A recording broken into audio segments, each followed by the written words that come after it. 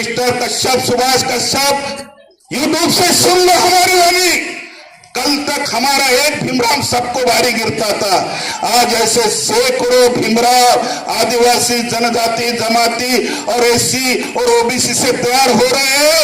एक भीमराव जब तुमको सबको भारी गिरा तो आज तुम्हारी क्या रहेगी अगर हमने सोचना और लड़ना शुरू कर दिया तो। मी ज्यांच्या विचारांना माझ्या जगण्याचा आधार मानतो, जगण्याचा आधारच नव्हे तर ज्यांचे विचार माणसाने जर कृतीत अंमल केला तर तो कदाचित पराजितही होणार नाही कुठल्याही क्षेत्रामध्ये, असे ते भारतीय घटनेचे शिल्पकार, विश्वरत्न, सर्व विषयाचे ज्ञानी डॉक्टर बाबासाहेब आंबेडकर यांना माझं त्रिवार अभिवादन। त्याचसोबत ज्यांनी एक सुशासन आपल्या राज्यामध्ये आणण्याचा प्रयत्न केला, ज्यांच्या राज्यामध्ये स्त्रीला खूप मान सन्मानाचं स्थान होतं, जिथे बऱ्याच गोष्टी सामाजिक समतेच्या झाल्या, असे ते राजे छत्रपती शिवाजी महाराज यांनाही माझं अभिवादन। विद्येविना मती गेली, मतीविना गती गेली, गतीविना वित्त गेले, वित्तविना शूद्र खचले, आणि एवढे अनर्थ एका अविद्येने केले, असं ब्रिटिश काळामध्ये सर्वांना समजावून सांगितलं नाही तर स्वतःच्या पत्नीला सोबत घेऊन, सावित्रीबाई फुलेंना सोबत घेऊन शिक्षणाची मुहूर्तमेढ रोवली, जिथं आम्हाला सर्व अधिकारापासून बाद केलं होतं, जिथं या देशामध्ये वर्णव्यवस्था होती, जाती व्यवस्था होती, उच्च निश्चितता होती, अशा व्यवस्थेमध्ये ब्रिटिशकालीन सरकारालाच या देशामध्ये शाळा कॉलेज काढण्यास स्वतः उघडल्या आणि भाग पाडलं, मुलींची पहिली शाळा काढली, असे ते खरे शिक्षणाचे जनक म्हणूया महात्मा ज्योतिराव फुले यांनाही माझं त्रिवार अभिवादन। या देशाचे पहिले शिक्षण मंत्री, या देशामध्ये शिक्षण मंत्री, एज्युकेशन मिनिस्ट्री हे खातं होतं, नंतर ते ह्युमन रिसोर्स डेव्हलपमेंट झालं, मानव संसाधन झालं, आणि पुन्हा आता शिक्षण मंत्रालय झालं।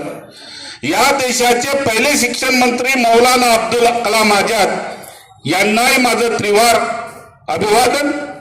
आणि या देशाची धुराच नव्हे तर या देशाला तंत्रयुगामध्ये अंधश्रद्धेमध्ये न ढकलता या देशाचं जी अत्यंत महत्वाची स्वतंत्रता मिळाल्यानंतर या देशाची धुरा ज्यांनी सांभाळली आणि तळागाळातील सामान्य माणसाला न्याय देण्याचा ज्यांनी प्रयत्न केला, देशामध्ये मोठमोठी शैक्षणिक क्रांती केली, या देशामध्ये शाळा कॉलेज विद्यापीठ IIT वाढावं म्हणून मंदिरं न बांधता ज्यांनीकडे मंदिरं बांधतात त्यांना तो जबाब त्यांनी ऐकावं की त्या काळामध्ये त्यांनी शैक्षणिक विद्यापीठ स्थापन केली, कितीतरी IITs पुढे आणले, कितीतरी IIM पुढे आणले, आणि या देशातील सामान्य माणसांनी पुढे यावं म्हणून त्यांनी प्रयत्न केला, असे ते देशाचे त्या काळातील लाडके पंतप्रधान पंडित जवाहरलाल नेहरू यांनाही माझं विनम्र अभिवादन।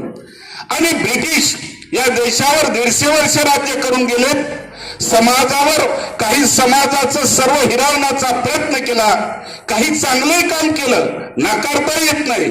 या देशात जर ब्रिटिश जर नसते तर इथं रेल्वे नसते, या देशात जर ब्रिटिश नसते आले तर इथं टेलिकम्युनिकेशन नसतं, या देशामध्ये ब्रिटिश जर नसते आले तर कदाचित तुम्हा आम्हाला शिकता आलं नसतं। तरी पण काही लोकांवर त्यांनी अराजकता माजवली, म्हणून त्यांच्या विरुद्ध काही लोकांनी विद्रोह केला, त्यापैकी अगदी कमी वयामध्ये स्वतःच्या आयुष्याची पर्वा न करता, स्वतःच्या भविष्याची पर्वा न करता ज्यांनी स्वतःचं बलिदान दिलं आणि स्वातंत्र्याप्रती आपली अहम भूमिका निभावली, असे ते बिरसा मुंडा, भगवान बिरसा मुंडा ज्यांना आपण म्हणतो, त्यांना माझं विनम्र अभिवादन। आणि ज्यांनी श्यामदादा कोलम ज्यांना रॉबिनहूड म्हणून ओळखलं जातं, त्यांनी सुद्धा समाज उत्थानासाठी आपली अत्यंत महत्वाची भूमिका वठवली, त्यांना सुद्धा माझं विनम्र अभिवादन। विचार मंचावर इथं बसलेली सर्व मान्यवर मंडळी, विशेषतः कार्यक्रमाचे अध्यक्ष सन्माननीय माझे सहकारी, जे आज तुमच्या आदिम समाजापैकी पहिले ॲडव्होकेट म्हणून ज्यांचा गौरव केला जातो. मी म्हटलं होतं की एक दिवस या समाजाला, एक आदिम समाजाचा, आदिवासी समाजाचा उल्लेख करू नये, परंतु आमच्या समाजाचं अस्तित्व टिकवण्यासाठी आमची माणसं हवीत का नाही? आणि आमच्या समाजाचं अस्तित्व टिकवण्यासाठी मी सरांना ते सांगतील आपल्या भाषणामध्ये, आणि मी सांगतो की पहिला या तहसीलमधील समाजाप्रती ज्यांची खरीच जागरूकता आहे ते आज वकील झाले, परंतु जे मुख्याध्यापक असताना मी मुंबईला 22 पर्यंत मुंबईला राहिलेला माणूस आहे. मी मुंबईला असताना सुद्धा ते चनाका माझ्या गावाला शाळेत असताना तिथून मला पाचारण करायची की साहेब आज महिला दिन आहे, तुमची उपस्थिती आवश्यक आहे. मी म्हटलं की सर मी बाहेर बहुत तुमच्यापासून लांब राहतो, परंतु तुम्ही आलं पाहिजे, आणि मी तिथून मुंबईला येऊन त्यांच्या कार्यक्रमाला अटेंड करायचा. आता कालचा हा आपला कार्यक्रम, मी औरंगाबादला होतो. जो माणूस तुमच्या समोर बोलतो त्यांची भाषणं अख्ख्या भारतामध्ये होतात, हे तुम्हाला माहित असेल नसेल. आंध्र प्रदेश असो, तेलंगणा असो, मध्य प्रदेश असो, कुठे असो, आणि अख्ख्या महाराष्ट्रामध्ये काल माझं जाहीर मार्गदर्शन डॉक्टर बाबासाहेब आंबेडकर एकमेव शिल्पकार, संसदीय लोकशाही यावर औरंगाबाद सारख्या छत्रपती संभाजीनगर ज्याला अलीकडे म्हणतो आपण नावं बदलवली, परंतु आमच्या तोंडी औरंगाबादच येतं. त्या औरंगाबादला माझं जाहीर व्याख्यान होतं, ज्यामध्ये जिल्हा परिषदचे ऍडिशनल सीओ वगैरे सामील झाले होते. आणि मी येत असताना, पलटून येत असताना कोटलाके ऍडव्होकेट डॉक्टर कोटलाकेंचा फोन आला की साहेब म्हणे तुम्हाला उद्घाटक म्हणून यावं लागेल. मी आश्चर्य व्यक्त केलं की सर, म्हटलं मी आता बाहेर आहे, तुमच्या कार्यक्रमाला येईल का नाही कसं सांगणार? नाही साहेब म्हणे कसंही करा, तुम्ही बिफोर डे आरक्षण करा आणि या. आणि म्हणून साथीयो, ज्यांनी मला इथं खेचून आणलं, याला म्हणतात की आपल्या माणसाप्रती आदर्श असला की त्याला आपण खेचून आणतो, आणि त्याने मला इथं येण्यास भाग पाडलं. असे ते कार्यक्रमाचे अध्यक्ष ॲडव्होकेट मधुकररावजी कोटनाके. सर्व समाजाने एकत्रित यावं, सर्वांनी जयंती साजरी करावी, सामाजिक सौहार्द नांदावा, एकामेकाला समजून घ्यावं, गावातून मोठ्या झालेल्यांचा आदर सत्कार व्हावा, संविधानाचा जागर व्हावा, संविधानाचा सन्मान व्हावा. सर रमेश आळे साहेब, खरंच तुम्हाला मानाचा सलाम करतो, मानाचा जयभीम करतो, कारण अशी विचार करणारी जर मंडळी असतील तर मी सांगतो अभी दिल्ली दूर नाही है हमारे लिए. परंतु समाजामध्ये अशा प्रकारचं प्रबोधन ज्यांनी घडवून आणण्याचा प्रयत्न केला, असे ते आयोजक रमेशजी आडे. मी हायकोर्टाचा अधिवक्ता आहे. हायकोर्टाचा म्हणजे देशातले, महाराष्ट्रातले चारही जे उच्च न्यायालय आहे. आणि पहिली बाब आहे माझ्याविषयी मीच सांगायला पाहिजे की तुमच्या राजुरा तहसील मधून पहिला समाजासाठी लढणारा, फोडणारा, झगडणारा, समाजाच्या समस्या विनामूल्य सोडवणारा ॲडव्होकेट डॉक्टर सत्यपाल काटकर गेल्या काही दिवसापासून वकिली व्यवसायामध्ये आल्यानंतर माझ्या SC/ST समाजाची ताकद वाढली. ओबीसी समाजाला कळायला लागलं एक उच्च कोटीचा उच्च विद्याविभूषित वकिलाला तुमच्या गावचं एक प्रकरण माझ्याकडे आलं होतं, परंतु मी सामंजस्यानं त्यांना समजावून पाठवलं. आपण या गावच्या पहिल्या नागरिकात अशा त्या संजनाताई आत्रामजी, खरंच आमच्या समाजाची लेकरं जर अशा मोठ्या पदावर जर पोहोचली तर आम्हाला कोण क्षती आणि हानी पोहोचवेल. मी नेहमीच म्हणतो, अरे बाबासाहेबांनी तुम्हाला 1950 पासून आरक्षण दिलं, त्या आरक्षणाचा जर चांगला फायदा घेतला असतात आणि आपलं डोकं पूजा अर्चेमध्ये आणि धम्मकारणामध्ये न घालवता शिक्षणाकडे वळवलं असतं. जे बाबासाहेब बोलून गेले, शिक्षण हे वाघिणीचं दूध आहे, शिक्षणाशिवाय तरणोपाय नाही. त्यामुळे जॉन लुई म्हणून गेले होते शिक्षण हे न्यूट्रिशन आहे. त्यावेळेस जॉन लुई म्हणाले होते की I will accept the god if the god is helpful for the upliftment of downtrodden. सामान्य माणसाच्या अपलिफ्टमेंटसाठी म्हणजे उत्थानासाठी जर गॉड इथला मदत करत असेल तर मी नक्कीच स्वीकारतो. आणि बाबासाहेबांनी तर आम्हाला सर्व दिशा आणि सर्व मार्ग दाखवला. त्या मार्गावर, शिक्षणाच्या मार्गावर आपण पादाक्रांत झालो असतो तर लक्ष्मीकांत दुर्गाजी दुर्गे सारखे आणि अजय रामचंद्र मळावी सारखे असे जर PSI झाले तर आमच्या चळवळीला, आमच्या कार्याला कोणी अडवू शकलं नसतं. मळावी परिवाराला सुद्धा मानाचा जयसेवा. त्यानंतर इथं जी गुणवंत विद्यार्थी आहे रोहिणी यशवंत उपरे, वर्ग 7वा मध्ये ती काही पहिला नंबर आली म्हणते. तिचा सत्कार होताना आम्हाला आमचं आयुष्य आठवलं. जो माणूस तो बोलतो तो माणूस त्या काळातला सतत पहिला नंबर घेणार आहोत. परंतु आम्हाला परिस्थिती आढळली, आम्हाला कोणी मदत केली नाही, आम्हाला कोणी असं प्रोत्साहन दिलं नाही. परंतु तुमच्या गावाचं मोठंपण आहे की तुम्ही शिकलेल्या लोकांना, सर्व कर्मचारी एकत्रित येऊन प्रोत्साहन करता. रोहिणी, खरंच तुझं अभिनंदन. असेच तू पुढे जा आणि अशीच खूप मोठी हो आणि मेरिट आपलं टिकवून ठेव. आज जो पहिला नंबर आहे तो सातत्य ठेव. एका वर्गात पहिला येऊन चालणार नाही तर पुढे सातत्य टिकवून नक्कीच तू एक दिवस खूप मोठी अधिकारी होशील. आम्ही जर वाचलोच तर नक्कीच एक वेळचा येऊन म्हणतील की साहेब तुमचे शब्द खरे ठरले. त्यानंतर दुसरी सुहाना कासिम शेख, वर्ग 10वा. आता खेड्यातली पोरं शहरावर मात द्यायला लागली हे सिद्ध होत आहे. एका खेड्यापाड्यामध्ये जन्मून जर माणूस शहरवाल्याला जाऊन सांगत असेल, मी यासाठी बोलतो की लोकांना दिल्लीवरून बोलावतात. दिल्लीवरचा माणूस आला की लोक मोठ्या आदराने त्याच्याकडे पाहतात आणि त्यातल्या त्यात फॉरेनचा आला तर लोक आपण खालून वरून पाहतो. शहरातल्या पोराला मेरिट येणं काही मोठी गोष्ट नाही, पहिला नंबर येणं काही मोठी गोष्ट नाही. कारण त्यांच्या आई वडिलांकडे सर्व सुखसोयी असतात, त्यांच्याकडे सर्व सामग्री असतं. परंतु एका खेळात शिकून सुद्धा जी पहिला नंबर घेते सुहाना कासिम शेख. सुहाना कासिम शेख खरं म्हणजे संस्कृतीने आम्हाला खूप दाबलं. त्या संस्कृती विरुद्ध विद्रोह करून सुद्धा शिक्षण घेतोय. Suhana, I salute you. अशीच तू पुढे मोठी हो, जेणेकरून समाज के लिए लड़ना होगा, समाज के औरतों के उत्थान के लिए लड़ना होगा, शरीयत के लिए काम करना होगा. खुदा ने जो बख्शा है, खुदा ने जो दिया है, उसको समाज उत्थान के लिए काम करने के लिए तो ऐसा ही अपना किरदार बरकरार रखेगी. तीसरी लक्ष्मी प्रसन्न राजेश पांडुवार, 12व्या वर्गात बरेच उत्थान, चांगले गुण घेतले आणि 12वा वर्ग हा जीवनाचा टर्निंग पॉइंट आहे. काय करतोस तू आता? BA करत आहे. काही घाबरायचं गरज नाही. BA करा, BE करा, BSc करा, BCom करा, MBBS करा. कुठलंही शिक्षण कमजोर नसते. एक BA परिपूर्ण जर केला आणि जर त्याचं तंतोतंत पूर्ण अध्ययन केलं तर तुम्हाला माहित नसेल की BCom MCom करणारा एक माणूस या देशाचा प्रधान सचिव होता. तो राजुरामध्ये ADO होता. ते शिकले काय? BCom MCom. कुठलं शिक्षण कमजोर नसते.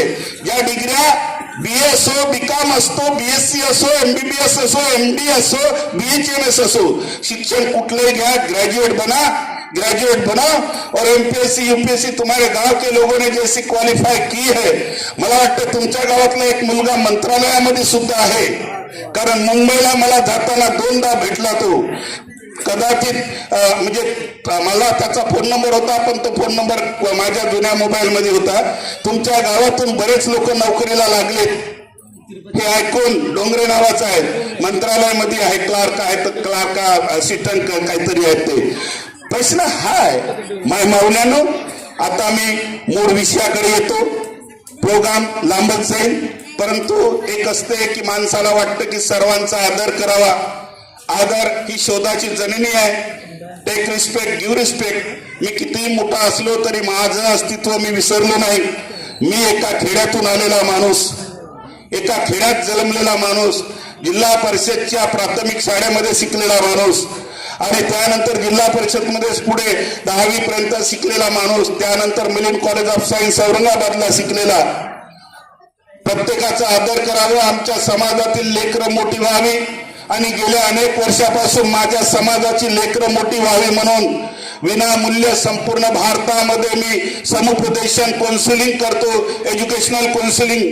तुम्ही या प्रोग्रामला येण्यापूर्वी 3 घंटे माझ्याकडे बल्लारशावरून आई वडील आपल्या मुलाला 2 मुलाला घेऊन आली होती. आपण म्हणाल की साहेब तुम्ही हे काय सांगता, विशिष्ट वयामध्ये विशिष्ट वेळेला योग्य व्यक्ती करून योग्य शिक्षणाचं त्याचं पोटेन्शियल आणि स्ट्रेंथ तपासून त्याला योग्य दिशा देण्याचं काम गेल्या अनेक वर्षापासून मी करतोय. आणि ते करत असताना माझ्या हाताने सांगण्यास मोठा अभिमान वाटतो की माझ्या हाताखाली ज्यांनी ट्रेनिंग घेतली, टीचर तर म्हणाल तर माझे कितीतरी शेकडो माझ्या हाताखाली शिक्षक झाले, इन्स्पेक्टर PSI म्हणाल तर कितीतरी माझ्या हाताखाली पोलीस कॉन्स्टेबल आहेत, विशेषतः आदिवासी समाजाचे. त्या ट्रेनिंग सेंटरला मी शिकवलेलं आहे. आणि त्यानंतर माझं मी उच्च शिक्षण घेऊन थांबलो नाही. डॉक्टर बाबासाहेब आंबेडकरांनी उच्च शिक्षण घेतलं, त्यांना आदर्श मानून मी उच्च नव्हे सर्वोच्च शिक्षण घेतलं. आज जो माणूस बोलतोय अख्ख्या महाराष्ट्रामध्ये तुमच्या समोर बोलणाऱ्या माणसा इतका शिकलेला माणूस आजही नाही. वकिली व्यवसायामध्ये आलो तर महाराष्ट्रातला सर्वसाह्य उच्च शिक्षित वकील म्हणून माझी गणना, मी माझं मोठं पण सांगायसाठी नाही आलो. परंतु जेव्हा खेळ पाहतो, मी खेड्यातली जनता पाहतो, तेव्हा मला माझं मन, माझा पूर्व इतिहास भरभरून येऊन सांगायला भाग पडतो. आणि असं वाटतं की आज जर आमची जनता, मी सांगतो तुम्हाला, मी खेड्यातला माणूस नागपूर आणि औरंगाबाद आणि मुंबईला जर भाषण देत असेल, आमच्या खेड्यातली पोरगी मेरिट जर येत असेल, आमच्या खेड्यामधून MPSC आणि UPSC मुलं होत असेल, अशा प्रकारचे शेकडो मुलं, 1-2 नाही, शेकडो मुलं समुपदेशन करून केंद्रीय विद्यापीठामध्ये मी पाठवलीत. कितीतरी हजारो 500 लोक कितीतरी मुलांना उच्च शिक्षणासाठी मदत केली. आणि क्लास 1 ऑफिसर केली, क्लास 1 ऑफिसर. आणि 30 माझी तळमळ आहे. मला वाटतं की खेळाने जर स्वतःला एकोपा करून एकामेकाचं मदत, ज्याला कोऑर्डिनेशन, कोएलेशन, कोऑपरेशन म्हणतो आपण, एकमेका सहाय्य करू अवघे धरू सुपंत, ही जर वास्तववादी कोऑपरेटिव्ह सेक्टरची, सहकार क्षेत्राची वास्तवता आपण जर आपापल्या आपसामध्ये जर राबवली तर मला वाटतं की आपल्या खेड्यातील मुलं सुद्धा तुमच्या गावातून जशी PSI झालीत, PSI काय पुढे त्याने DYSP व्हावं, PSI काय पुढे त्याने HDPO व्हावं, काही जणांनी MPSC UPSC पास करावं, हे सर्व शक्य आहे. परंतु आपल्यामध्ये जो एकोपा तुटत चालला आहे, आपल्यामध्ये एकामेकाप्रती बंधुत्व तुटत चाललेली आहे, ती जोडण्याचं काम रमेश आडेजी करत आहेत. आणि पुन्हा म्हणून आपण जो अत्यंत सुमधुर कार्यक्रम आयोजित केला त्याबद्दल पुन्हा आपलं अभिनंदन. मित्र हो, संविधानाचा जागर आपण का करावा? आपण, तुम्ही म्हटलंय की संविधानाचा सन्मान आणि जयंती, त्यानंतर म्हणजे मेरिटवाल्यांचा सत्कार, संविधानाला आपण का म्हणून मानावं? संविधानाने आपल्याला काय दिलं? आणि संविधानाला नाही मानलं तर आपलं काय म्हणजे मराठी भाषेमध्ये बिघडणार आहे का? माय माऊल्यानं, बांधवांनो, विचार मंचावर उपस्थित सन्माननीय सरपंच मॅडम आणि पोलीस पाटील आणि इतरही, संविधान हा आमच्या जगण्याचा मसोदा आहे. सर्वप्रथम लक्षात ठेवा, संविधान हा आमच्या जगण्याचा मसोदा आहे. तो साधा डोप नाही, ती कविता नाही, ती लेख नाही. तर संविधान आम्ही कसं जगावं, आम्हाला कोणते अधिकार आहेत, मौलिक अधिकार कोणते, कायदेशीर अधिकार कोणते, संविधानिक अधिकार कोणते, म्हणजे अर्थातच असं की आम्हाला जगण्याचा ज्याला म्हणतो मसुदा, या देशाने कसं चालावं, प्रधानमंत्र्यांनी काय करावं, राष्ट्रपतीने काय करावं, राज्यपालांनी काय करावं, कंट्रोल ऑफ ऑडिटरनी काय करावं, न्यायमूर्तींनी काय करावं, कोर्टाने काय करावं, आमदारांनी काय करावं, खासदारांनी काय करावं, मंत्र्यांनी काय करावं आणि सामान्य नागरिकांनी काय करावं, या सर्व गोष्टीचा लिखित दस्तावेज म्हणजे भारतीय संविधान आहे. आणि भारतीय संविधान हे व्यक्तीला केंद्रभूत मानून केलेलं आहे. कोणाला? व्यक्तीला. सामान्य माणसाचं उत्थान करण्यासाठी, सामान्य माणसाची प्रगती करण्यासाठी आमचा उद्धार करता, आमचा बाप, आमचा पिता, आमचा नेता, आमचं सर्वस्व, आमचा मार्गदाता, आम्हाला सदैव दिशा आणि मार्ग दाखवणारा या देशाचा शिल्पकार, भारतीय संविधानाचा शिल्पकार डॉक्टर बाबासाहेब आंबेडकरांनी अत्यंत विधान डॉक्टर बाबासाहेब आंबेडकरांनी लिहिलंच नाही असे म्हणणारी लोक आहेत. मला असं सांगण्यात येत आहे, अशा प्रकारचे पुस्तकं प्रकाशित झालेले आहेत. माझं लगेच भाषण छत्रपती संभाजीनगरला दिलेलं भाषण युट्यूबवर येणार आहे. त्यामध्ये निक्षून सांगितलेलं आहे असं का व्हावं, असं होण्याचं एकमेव कारण आहे आपण तिथवरी पोहोचलो नाही. संविधानाला प्रोटेक्ट करण्याची ताकद आम्ही निर्माण केला नाही. आमच्याकडे घटनेचे गाडे अभ्यासक लिहिणारे भरपूर आहेत, आमच्याकडे आंबेडकरी विचारवंत म्हणणारे भरपूर आहेत. आमच्याकडे तर स्वतःलाच कोणता याचार्य त्याचार्य असे टायटल स्वतःच ग्रहण करतात, काही मिलिटरीचे टायटल ग्रहण करतात, काही लोक तर स्वतःला भीमाचा वाघ आणि भीमाची वाघीण म्हणतात. असे टायटल आपण ग्रहण केले, पण संविधान तज्ञ म्हणून आपल्यामध्ये एकही उदयास आला नाही. आणि म्हणून संविधान तज्ञ जर कोण असतील तर सुभाष कश्यपला संविधान तज्ञ म्हणतात. त्या सुभाष कश्यपने म्हटलं होतं की देशाचं 75% संविधान हे कुठून घेतलेलं आहे, 1935चा भारतीय कायदा त्यामधून घेतलेला आहे. आणि हे बाबासाहेबांनी त्याच्यातून कॉपी आणि पेस्ट केलेलं आहे. त्यामध्ये मी कालच उत्तर दिलं आहे, हे मिस्टर कश्यप, सुभाष कश्यप, यूट्यूब से सुन लो हमारी वाणी. कल तक हमारा एक भीमराव सबको भारी गिरता था, आज ऐसे सैकड़ों भीमराव आदिवासी जनजाति जमाती और एससी और ओबीसी से तैयार हो रहे हैं. एक भीमराव जब तुमको सबको भारी गिरा तो आज तुम्हारी क्या रहेगी अगर हमने सोचना और लड़ना शुरू कर दिया तो. मी काल हे सर्व त्या शहरातून आवाहन केलेलं आहे. आणि मी सांगतो, हा बोलणारा माणूस तुम्हाला माहित आहे एक संविधान तज्ञ म्हणून ज्याचा भारतात गौरव केला जात आहे. आणि या संविधानाला प्रोटेक्ट करण्यासाठी मी माझं घेतलेलं सर्व शिक्षण पणाला लावील. परंतु एक लक्षात ठेवा, तुमच्या अधिकारासाठी मी सांगणार नाही आमच्या आदिम समाजाला अधिकारापासून कसं वंचित केलेलं आहे. अरे 1950 साली या देशामध्ये दोन्ही समाजाला सर्वप्रथम आरक्षण कधी मिळालं, 1950 साली मिळालं. संविधान लिहिताना 395 आर्टिकल होते, ज्याला अनुच्छेद म्हणतो. आज त्या संविधानामध्ये मॉडिफाय करून 448 आर्टिकल झालेले आहेत, 25 भाग झालेले आहेत. ते संविधान लिहिताना 22 भाग होते, आज 25 भाग झाले. संविधान लिहिताना 395 कलम होती, कलमात ज्याला आपण अनुच्छेद म्हणतो. आज संविधानामध्ये 448 अनुच्छेद आहेत. संविधानामध्ये मॉडिफिकेशन करण्याचा गेल्या अनेक वर्षापासून प्रयत्न केला जात आहे. बऱ्याच लोकांना संविधान तुम्ही आम्ही मोठं झालेलं आवडत नाही, तुम्ही आम्ही घर बांधलेलं आवडत नाही, तुमचं आमचं स्लॅबचं मकान आवडत नाही, तुमचं आमचं पोरग ऑफिसर झालेलं आवडत नाही. आणि हे सर्व जर कोणी जर दिलं असेल तर भारतीय संविधानाने दिलेलं आहे. आणि म्हणून या भारतीय संविधानाला घाला घालण्याचा अनेक रीतीने प्रयत्न करत आहे. आणि या देशामध्ये जेव्हा बाबासाहेब आंबेडकरांनी ड्राफ्टिंग कमिटीचं चेअरपर्सन म्हणून भूषवलं. चेअरपर्सन म्हणजे काय, बाबासाहेबांवर कोणी उपकार केला नाही तो सुद्धा विचार सांगला जात आहे की बाबासाहेबाला कोणीतरी म्हणजे काय म्हणजे प्रोटेक्ट केलं म्हणून बाबासाहेब संविधान सभेपर्यंत पोहोचले. माय माऊल्यानं पुन्हा मी निक्षून सांगतो की बाबासाहेब संविधान सभेमध्ये येऊ नये म्हणून त्या काळातील उपपंतप्रधान सरदार वल्लभभाई पटेलनी तर खूप कडाडून विरोध केला. ते म्हणाले की दरवाजे खिडक्याच काय, पडदे सुद्धा मी बंद करून ठेवले. बघतोच डॉक्टर B.R. आंबेडकर संविधान सभेमध्ये कसे होतात. तेव्हा त्या काळात बाबासाहेबाला मुंबई प्रांतातून संविधान सभेमध्ये पाठवण्यात नाही आलं. मग बाबासाहेबाला बंगालवरून संविधान सभेमध्ये जोगेंद्रनाथ मंडलच्या पुण्याने यावं लागलं. धन्य हो जोगेंद्रनाथ मंडल, जिन्होंने हमारे उद्धारकर्ता को संविधान सभा में भेजा.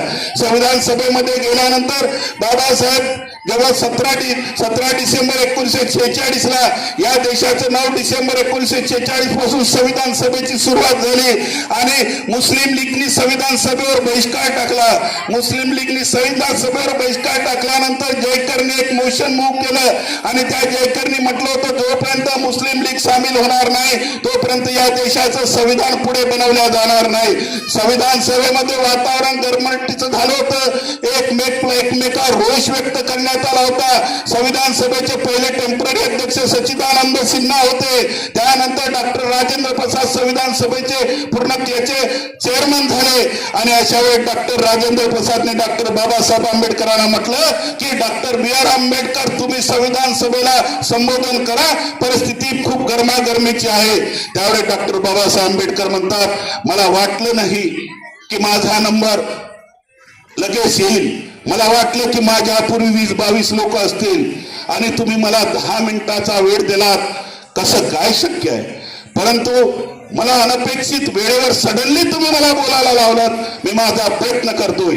डॉक्टर बाबासाहेब आंबेडकर, पंडित जवाहरलाल नेहरू आणि डॉक्टर बाबासाहेब आंबेडकरांचे घनिष्ठ संबंध होते. परंतु बाबासाहेब हे व्यवहारवादी होते, प्रॅग्मॅटिस्ट होते.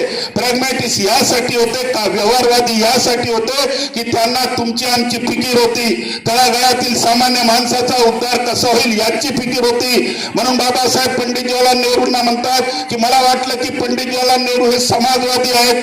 अनेक अधिकार त्यांनी इथं घोषित केले, पण त्या अधिकाराचं संरक्षण करण्याचं कुठलंही प्रावधान या प्रस्ताविक उद्देशिकामध्ये नाही आहे.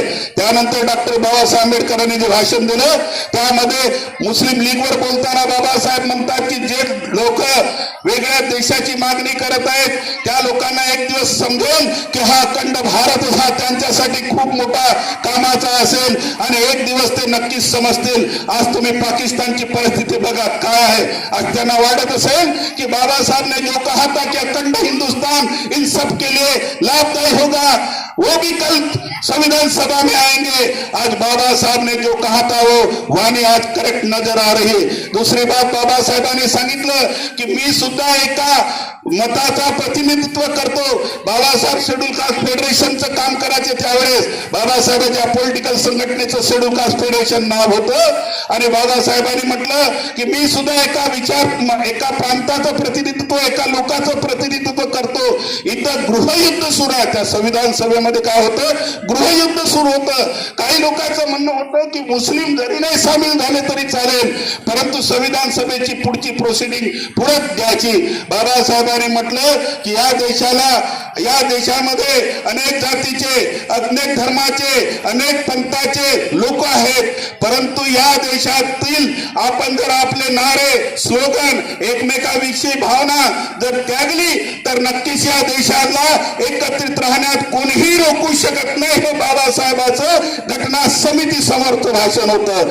त्यानंतर बाबासाहेब पुढे म्हणाले की आपण आता हे करत असताना, संविधान बनवत असताना आपण जर डायरेक्ट, काही लोकांचं म्हणणं होतं की मुस्लिम को सब ये कर दो, रफा दफा कर दो और संविधान सभा को, संविधान को बनाओ. त्यावेळेस बाबासाहेब म्हणतात रफा दफा कर दो म्हणजे काय झालं? युद्धजन्य परिस्थिती होती, मुस्लिमांना इथून हाकलून लावायचं, इथवरी काही लोकांची मानसिकता झाली होती.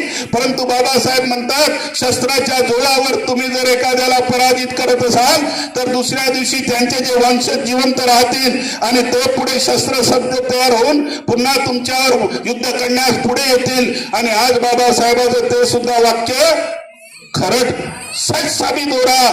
हमारा देश आज किस दिशा में है? हम क्या खरीद रहे? स्कूल कॉलेज नहीं बांध रहे, स्कूल कॉलेज नहीं बांध रहे, वो तो अमीरों को स्कूल कॉलेज खोलने के लिए दे रहे. हम क्या कर रहे? यहाँ से तो वहां से बारूद, वहां से लढाऊ विमान और युद्धजन्य परिस्थिती एका कमजोर राष्ट्राला मारण्याचे आपण नेहमी प्रयत्न केलेला आहे. आणि कमजोर राष्ट्राला मारल्यानंतर त्यांचे जे वंशज असतात पुन्हा ते नव्यानं तयार होतात आणि पुन्हा भारतामध्ये काहीतरी पुलवामा घडतो किंवा पुन्हा काहीतरी घडतो. कोणाला युद्धाने जिंकता येत नाही, युद्ध हा शेवटचा उपाय असतो. म्हणून बाबासाहेबांनी सांगितलं होतं की सर्वप्रथम तुम्ही आपले बोलणं, आपलं जे विचार आहे ते थोडेसे समझोता करा, त्यानंतर बसून चर्चा करून समेट घडवून आणा. आणि या दोन गोष्टी तर मानत नसेल तर मग युद्ध करा.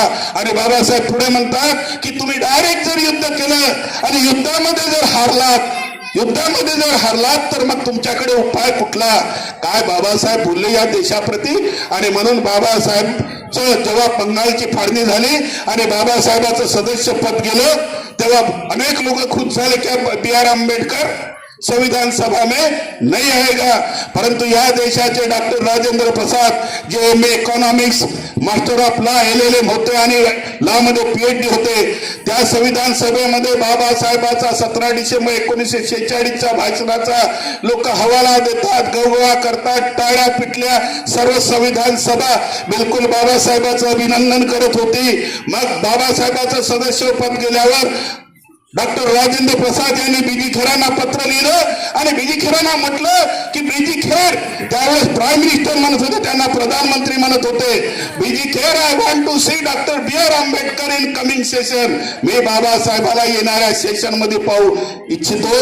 आणि माय माऊल्यानो, भावांनो, बांधवांनो, आमच्या बाबासाहेबाला, आमच्या घटनेच्या शिल्पकाराला पुन्हा संविधान सभेमध्ये जाण्याची संधी आली, अन्यथा आम्ही तेथच खतम झालो असतो जर संविधान सभेमध्ये डॉक्टर राजेंद्र प्रसादनी म्हणजे उपकार नाही केले। 17 डिसेंबर 1946च्या भाषणाने सर्व संविधान सभेतले जेवढे सदस्य होते ते भारावून गेले होते आणि बाबासाहेबांच्या बुद्धिमत्तेला म्हणजे मानाचा मुजरा केला होता। आणि बाबासाहेब आपले मुंबई प्रांतातून पुन्हा संविधान सभेमध्ये गेले आणि जसे संविधान सभेमध्ये गेले तसं बिझनेस कमिटीने डॉक्टर बाबासाहेब आंबेडकरांच्या अधिकार क्षेत्राखाली ड्राफ्टिंग मसुदा समितीचे चेअर म्हणून डॉक्टर बाबासाहेब आंबेडकरांना काय बनवलं, चेअरमन बनवलं। आणि जसे आपले डॉक्टर बाबासाहेब आंबेडकर चेअरमन झाले, त्यांना 1935चा ऍक्ट माहित होता, इंडिपेंडंट ऍक्ट माहित होता, जगाचा सर्व विषयाचा ज्ञान होता, त्यांनी जगातले बरेच संविधान वाचले होते, अनेक धर्मग्रंथाचं चिंतन मंथन केलं होतं। आमच्या बापाने डॉक्टर बाबासाहेब आंबेडकरांनी घटनेच्या शिल्पकारांनी, अरे घटनेचे शिल्पकार सर्व दृष्टीने डॉक्टर बाबासाहेब आंबेडकरच आहे। बाकी लोकांनी ड्राफ्ट सबमिट केले, अहो रात्रंदिवस लागून 2 वर्ष 11 महिने 17 दिवस हा माणूस कधी जेवला असेल, कधी झोपला असेल, परंतु त्याला समाजाची भूक होती। माझा समाज त्यांनी स्वतः अनेक जातीय तिथे चटके सहन केले होते आणि म्हणून बाबासाहेबांनी अहोरात्र राहून तुमच्या आमच्यासाठी 22 भागामध्ये 395 अनुच्छेद लिहून या देशाला 26 नोव्हेंबर 1949 रोजी संविधान समर्पित केलं। आम्ही ते स्वीकारलं आणि म्हणून संविधान दिन म्हणून 26 नोव्हेंबर आपण साजरा करतो। तो आमच्या हक्काचा मसुदा आहे, तो आमच्या जगण्याचा ड्रॉप आहे, तो आमच्या लेकरा बाळाचं शिक्षण देणारा मार्ग आहे, तो मी कोणता व्यवसाय करावा हा ठरवणारा मार्ग आहे। आणि म्हणून आपण संविधानाचा जो गौरव करत आहात, तुमच्या गावाचं सर्व कर्मचाऱ्याचं अभिनंदन करतो। आणि वास्तवता ही आहे 1950 मध्ये संविधान 26 जानेवारी 1950 मध्ये लागू झालं, परंतु झालं काय, संविधान लागू झाल्याबरोबर त्याच दिवसापासून अमेंडमेंट होऊन आम्हाला आरक्षण देण्यात आलं। 1951 मध्ये जे पॉलिसीज बनली त्यामध्ये बाबासाहेब होते आणि आरक्षण मिळाल्यानंतर त्या दिवसापासून सर आदिवासी मंत्रालय घोषित झालं, SC ST ला एकाच दिवशी आरक्षण मिळालं। परंतु हा समाज विभाजित व्हावा म्हणून, SC ST एकत्रित यावं नाही म्हणून, या लोकांनी कधी एकत्रित राहावं नाही म्हणून अशा योजना निर्माण करण्यात आल्या। ते बाबासाहेब होते की ज्यांनी ट्राईब आदिवासीसाठी नेमका कुठला एरिया 10 राज्याला ट्राईब आहे। आज ज्याला तुम्ही पेसा म्हणता, अशा 10 राज्यामध्ये पेसा चालतो। पेसामध्ये ग्रामपंचायतच्या सरपंचाला पूर्ण अधिकार असतो, कोणता CO कोणता BDO तुम्हाला आदेश करू शकत नाही, अशा प्रकारचा कायदा आहे। जेव्हा त्यांचा फायदा असते तुमच्या ग्रामपंचायतचे ठराव करून घेतात, परंतु पेसा ग्रामपंचायत जिथं आहे ती अनुसूचित जाती क्षेत्रासाठी असं भारतामध्ये 10 राज्यामध्ये पेसा राबवला जातो। परंतु हे पेसा राबवणारे आणि अनुसूचित जातीचे ज्याला आपण SC म्हणतो आणि शेड्यूल ट्राईब म्हणतो, बाबासाहेबांनी बिरसा मुंडांनी स्वातंत्र्यासाठी युद्ध केलं हे मान्य आहे, तुम्ही त्यांचा जय जयकार रात्रंदिवस करा, परंतु आदिवासींनो हे लक्षात ठेवा, तुम्हाला सोयी सवलती ह्या डॉक्टर बाबासाहेब आंबेडकरांच्या घटनेमुळे मिळाल्या आहेत। अन्यथा तुमच्या हाथ जंगल में वही रहते थे. बाबासाहेब हे तुमचे जसे अनुसूचित जातीचे मायबाप आम्ही समजतो, तसेच आदिवासी व ओबीसीचे सुद्धा डॉक्टर बाबासाहेब आंबेडकर मायबाप आहेत. अरे 1993 मध्ये मंडल कमिशनच्या सवलती घेऊन 1992 पर्यंत कुठल्याही मंत्रालयामध्ये SP IAS ऑफिसर ओबीसी नव्हता, परंतु बाबासाहेबांच्या रिझर्वेशन मुळे पुढे मंडल आयोग झाला. बाबासाहेबांनी त्याच वेळेस सवलती दिल्या, तर बाबासाहेबांच्या घरावर मोर्चा काढला. बाबासाहेबांनी कॉन्स्टिट्यूशन सभेमध्ये हिंदू कोड बिल ड्राफ्ट बनवलं होतं, तर बाबासाहेबांचा अतोनात विरोध झाला. 4 वर्ष हिंदू कोड बिलावर विचार मंथन झालं आणि शेवटी अत्यंत महत्वाची भूमिका मी स्त्रियासाठी काही करू शकलो नाही. स्त्री ही उत्थानाचं साधन व्हावं असं बाबासाहेबांनी म्हटलं होतं आणि ते बिल पारित न झाल्यामुळे माऊल्यानो डॉक्टर बाबासाहेब आंबेडकरांनी तुमच्यासाठी मंत्री पदाचा राजीनामा दिला. ती स्त्री कोणाची असो, ब्राह्मणाची असो, कोमट्याची असो, उच्चवर्णीयाची असो, निच्चवर्णीयाची असो, क्षत्रिय वैश्याची कोणाची असो, ती स्त्री या देशामध्ये गुलाम होती. आणि डॉक्टर बाबासाहेब आंबेडकरांनी हिंदू कोड बिल बनवून जे हिंदू आहेत, जे आपण आता अधिकार मानतो, हिंदू सक्सेशन ऍक्ट, भावाच्या हिस्स्यामध्ये आपण हिस्सा घेतो, हिंदू स्त्री दत्तक ठेवू शकते, हिंदू स्त्री मेंटेनन्स करू शकते, हिंदू स्त्री पुढे जो कायदा आला स्त्री अत्याचार कायदा, तो सुद्धा भारतीय संविधानातूनच आला. आणि बाबासाहेबांनी तुमच्यासाठी राजीनामा दिला आणि संविधानाचं गौरव बाबासाहेबाला हारतुरे कोण व्हावा, आम्ही कंट्रॅक्ट घेतला, आम्ही त्याचे कंट्रॅक्टर आहोत. आम्ही त्याचे कंट्रॅक्टर मध्ये या देशामध्ये डॉक्टर आंबेडकरांना मान सन्मान द्यासाठी फक्त शेड्यूल कास्ट कम्युनिटी जमा होते.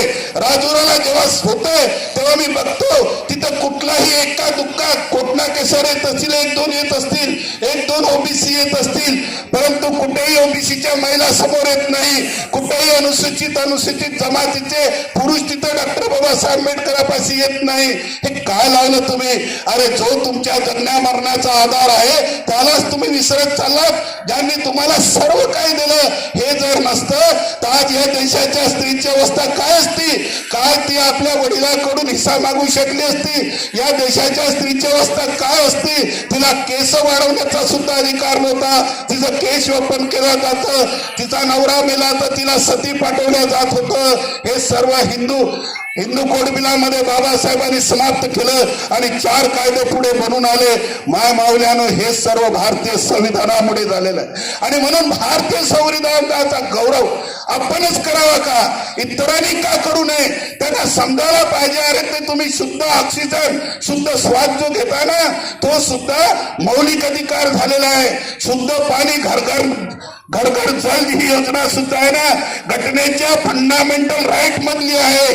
घटनेमध्ये भाग 3 मध्ये जे मौलिक अधिकार दिलेले आहेत, घटनेच्या भाग 4 मध्ये राज्य नीती निर्देशक तत्व दिलाय, ज्याला आपण डायरेक्ट प्रिन्सिपल म्हणतो. मराठी थोडं प्रॉब्लेम जाते, थोडं समजून घ्या. आणि या फंडामेंटल राईट मध्ये मौलिक अधिकारामध्ये जे 12 ते 35 अनुच्छेद मध्ये आपल्या एका गोष्टीचं विवरण दिलेलं आहे. आणि या अधिकाराला कोणी जर व्हायलेशन केलं म्हणजे त्याचा कोणी म्हणजे मोडतोड केली किंवा तुमचे अधिकार जर छिनून घेतले तर बाबासाहेबांनी तिथं तरतूद करून ठेवले आहे. आर्टिकल 32 मध्ये सामान्य माणूस सुद्धा सुप्रीम कोर्टमध्ये त्याच्या मौलिक अधिकाराचं कोणी हनन केलं तर तो सुप्रीम कोर्टामध्ये जाऊ शकतो. आणि त्याच्या लिगल राईटचं कोणी कायदेशीर जे अधिकार आहेत ते तुम्हाला मिळाले नाही. संविधान अधिकार तुम्हाला मिळाले नाही. मौलिक अधिकार जर तुम्हाला कोणी तुमचे हनन केले किंवा तुमच्या सीज केले किंवा तुम्हाला तसं जगू दिलं नाही तर भारतीय संविधानाच्या अनुच्छेद 226 नुसार तुम्हाला हायकोर्टामध्ये स्वतःचं रिट आणि पिटिशन टाकून तुमची लढाई लढता येतं. आणि त्याच हायकोर्टामध्ये आणि सुप्रीम कोर्टामध्ये लढण्याचा विडा मी या व्यवस्थेमध्ये येऊन स्वीकारला आहे. आणि या देशामध्ये एक लक्षात ठेवा, कोणी म्हणत असेल तर पंतप्रधान मोठा, राष्ट्रपती मोठा, हे कोणीही मोठे नाहीत. या देशाच्या संविधानाने लॅजिस्लेचरला आपण काय म्हणतो, लॅजिस्लेचर म्हणजे कायदे मंडळ, एक्झिक्युटिव्ह म्हणजे कार्यकारी मंडळ, जे कार्यकारी मंडळ म्हणजे कायद्याचा जे अंमल करते, आणि दुसरं ज्युडिशियरी न्याय मंडळ. या देशामध्ये लेजिस्लेचर कायदे बनवणारे आणि कार्यकारी मंडळ जे अंमल करणारे आणि त्यानंतर ज्युडिशियरी न्याय व्यवस्था, तीनच व्यवस्था आहे. या तीन व्यवस्थामध्ये जे लोक निवडून जातात त्याला आपण कायदे मंडळ म्हणतो, की जे आमदार खासदार निवडून जातो. इथं सरपंच मॅडम बसले, ह्या निवडून आलेले आहेत. हे निवडून आलेले म्हणजे जे लोक असतात त्यांना कायदे मंडळ, कायदे करणारं मंडळ. आणि एक्झिक्युटिव्ह म्हणजे देशाचा राष्ट्रपती, पंतप्रधान आणि कॅबिनेट मिनिस्टर हे एक्झिक्युटिव्ह मध्ये येतात. आणि राज्यामध्ये राज्यपाल आणि कॅबिनेट मंत्री हे एक्झिक्युटिव्ह मध्ये येतात.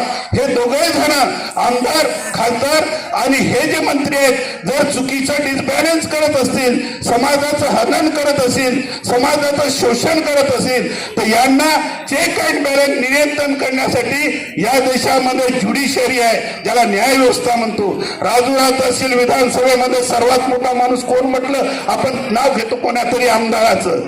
त्या आमदाराला जर त्यांनी अनियंत्रित जर काही केलं तर त्याला हात कड्यात टाकून ज्युडिशियरी समोर हजर व्हावं लागतं. सर्वात मोठा माणूस असतो त्या एरियातला जज, त्यांच्या समोर जाऊन कोणीही काही बोलू शकत नाही. कुठल्याही आमदारनं खासदार जाऊन त्या जज समोर आपलं काही इंटरप्रिटेशन करू शकत नाही. म्हणजे याचाच अर्थ देशामध्ये जर पार्लमेंटनं, संसदेनं जर चुकीचे कायदे केले तर बॅलन्स करण्याचं काम, ते नल अँड वाईट करण्याचा, शून्यवत करण्याचा अधिकार या देशातील सुप्रीम कोर्टला आहे. आणि म्हणून देशातला सर्वात मोठा माणूस कोण, या देशाचा सुप्रीम कोर्टाचा मुख्य न्यायाधीश, जे लॅटेस्ट आता डॉक्टर भूषण गवई, आपले गवई साहेब रिटायर्ड होऊन गेले. मित्र हो, हे तुम्हाला यासाठी सांगायचं आहे की आपल्यामध्ये निवड लोकशाहीच्या गोष्टी झाल्या. लोकशाहीच्या गोष्टी म्हणजे काय, लोकशाहीमध्ये माहितच आहे तुम्हाला काय होते. दोन उभे असतील तर तिसरा उभा केला जाते, तिसरा असेल तर चौथा उभा केला जाते. डिवाइड अँड रूलचं दुसरं नाव लोकशाही आहे, गणराज्य नव्हे. बाबासाहेब गणराज्याचे समर्थक होते आणि गणराज्याचा अर्थ होतो तुमच्या आमच्यामधून कॉमन माणूस निवडून येईल आणि तो सामान्य माणसासाठी आपल्या कल्पना आणि कायदा करेल, त्याला गणराज्य म्हणतात. लोकशाहीमध्ये निवडून येणारा माणूस आपल्या पक्षासाठी काम करतो. जर काँग्रेस पक्षाचा सरपंच असेल तर काँग्रेस पक्ष बोलेल तेव्हा जावंच लागतं. गणराज्य पद्धती असती तर जावं लागलं नसतं. गणराज्यामध्ये सामान्य माणूस निवडून येऊन सामान्याचं कल्याण करण्याचं काम केलं जातं. आणि म्हणून आपण 26 जानेवारीला कोणता दिवस म्हणतो, गणराज्य दिन. पण गणराज्य दिनाची कन्सेप्ट कोणीही सांगितली नाही. फक्त लोकशाही फोडा, झोडा, डिवाइड करा, आपलं गधा उभं करा याच्या त्याच्या नावावर, आणि त्या गध्याला मतदान करा. आणि तो गधा जो निवडून येतो कुठलाही असो, तो फक्त आपला पोटोबा ना विठोबा, गाव गेला खड्ड्यात, राज्य गेलं खड्ड्यात, अशा प्रकारची लोकशाही आहे. आणि त्याच्यामुळे सामान्य माणसाचं कुठलंही कल्याण होत नाही. परंतु आमच्या भारतीय संविधानामध्ये 36 पासून 51 पर्यंत सामान्य माणसाचं भलं करावं म्हणून, SC STचं अपलिफ्टमेंट करावं म्हणून अनुच्छेद 46 मध्ये बाबासाहेबांनी एक कोट करून ठेवलं. न्याय व्यवस्था राज्यव्यवस्थेपासून वेगळी राहावी म्हणून बाबासाहेब सांगून गेले. याचाच अर्थ असा की भारतीय संविधानामध्ये आपल्या सर्व गोष्टी सुनियोजित आहेत आणि या सुनियोजित गोष्टी सामान्य माणसापर्यंत कळाव्या. आणि सामान्य माणसानं आपल्याला जो अधिकार दिलेला आहे, तुम्हाला माहित आहे कोणता अधिकार आहे, यांना बदलवता येतं. दर 5 वर्षाला फेकून देता येतं. नाही आवडत फेक दो. जसं गोली मारो नाही म्हणत, मतदान हा असा अधिकार है, तुम्हारे एक वोट से उसको घर जाना पड़ता है. आणि म्हणून हा मतदानाचा अधिकार चांगल्या रीतीनं तुम्ही वापरू नये म्हणून तुम्हाला वेळ बनवल्या जात आहे. धार्मिकतेमध्ये तुम्हाला गुंतवल्या जात आहे. एकामेकाचे शत्रू बनवल्या जात आहे. आदिवासी समाज SC समाजामध्ये मिळत नाही, या गावात मिळतात, गावाचं अभिनंदन. मी तेव्हाच म्हटलंय, मी यंग असताना जर आदिवासी जर SC एकत्रित आले ना तर 4थ्या माणसाची आवश्यकता नाही सरपंच बनवासाठी.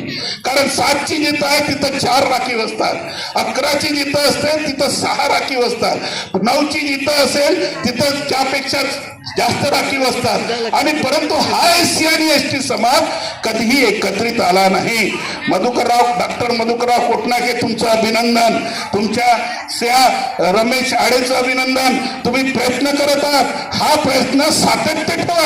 आज करून जमणार नाही, हे गाव लहान आहे, ह्याच गावात करून जमणार नाही. खेडोपाडी जा, खेड्यापाड्यातील लोकांना SC/ST समजवा, ओबीसींनाही समजवा. अरे बाबारा म्हणा की संविधानानुसार तो शुद्ध ऑक्सिजन शुद्ध जल घेतो. तुमचा 1993 नंतर कलेक्टर होतो, ऑफिसर होतो. जर आरक्षण नसतं तर ते सुद्धा नसते झाले.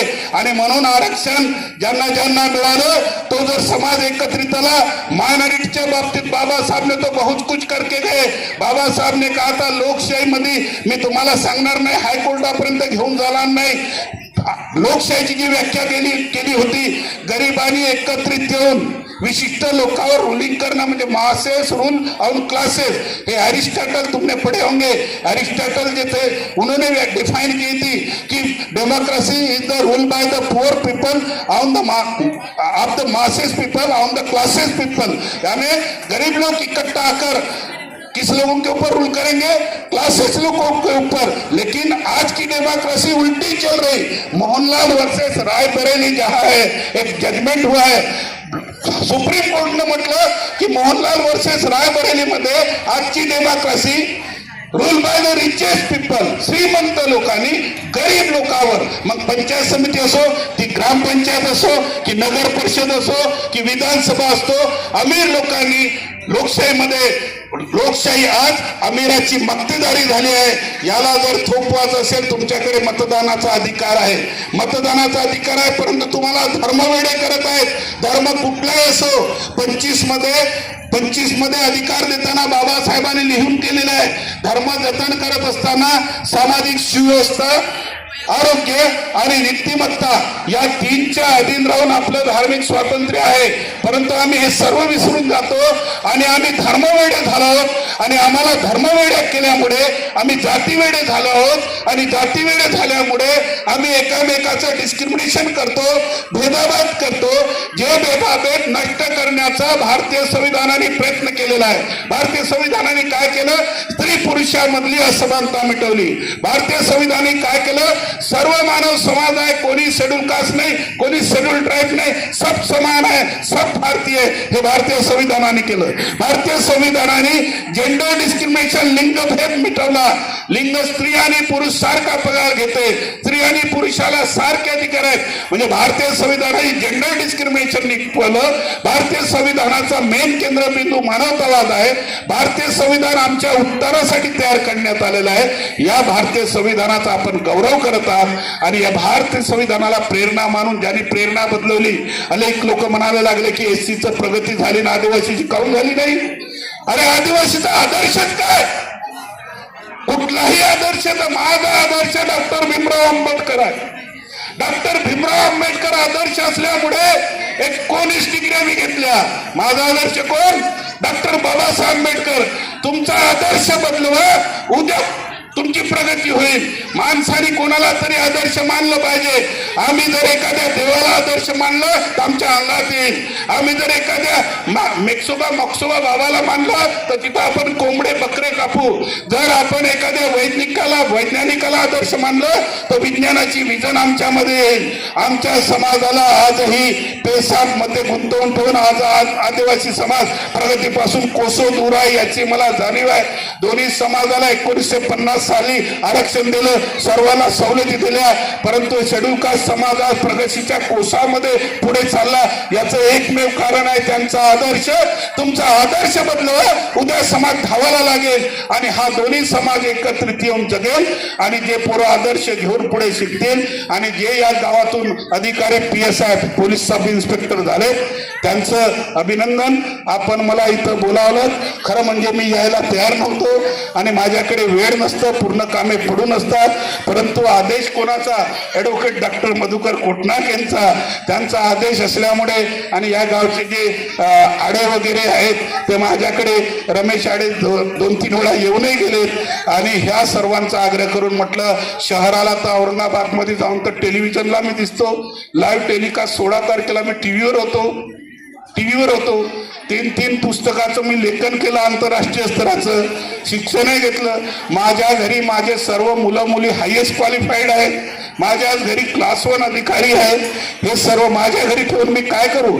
माझ्या शिक्षक बाबासाहेब म्हणायचे की मी तुम्हाला माझ्या शिक्षणाच्या जोरावर अर्धवट शिखर पार केलेलं आहे, पूर्ण शिखर पार व्हायचं आहे. आणि पूर्ण शिखर जर पार करायचं असेल, मी माझ्या शिक्षणाचं सर्व माझ्या परिवाराला मुलाला दिलं. उरलेल्या समाजासाठी मी काहीतरी केलं पाहिजे, समाजाचं उत्थान झालं पाहिजे, समाजामधली सामान्य माणसाची मुलं अधिकारी झाली पाहिजे, समाजाला शहाणपण आलं पाहिजे, समाजामधून डॉक्टर बाबासाहेब आंबेडकरांच्या विचाराची निर्मिती झाली पाहिजे, समाजामध्ये बिरसा मुंडासारखे क्रांतिकारी तयार झाले पाहिजे, समाजामध्ये मौलाना अब्दुल कलाम आझाद सारखे विचारधाराचे लोक आले पाहिजे, समाजामध्ये महात्मा फुले सुद्धा आले पाहिजे, समाजामध्ये छत्रपती शाहू महाराजांसारखे लढवय्ये आले पाहिजेत. हे केव्हा होईल की जेव्हा आपण एकमेकाचा आदर करू, एकमेकाला सहयोग करू, एकमेकाला साथ देऊ, एकमेकाला समजून घेऊ, तर नक्कीच एक दिवस तुमच्यासाठी प्रगतीचे रस्ते दूर नाहीत. आणि म्हणून आदिवासी समाजाने, ओबीसी समाजाने, मायनॉरिटीजनी, इव्हन दो जे भारतामध्ये मानवतावादचा दृष्टिकोन मानतात, बुद्ध हे मानवता होते, बाबासाहेब हे व्यवहारवादी होते, बाबासाहेबाचा व्यवहारवाद, बुद्धाचा मानवतावाद आणि भारतीय संविधानाने दिलेले संविधानिक अधिकार,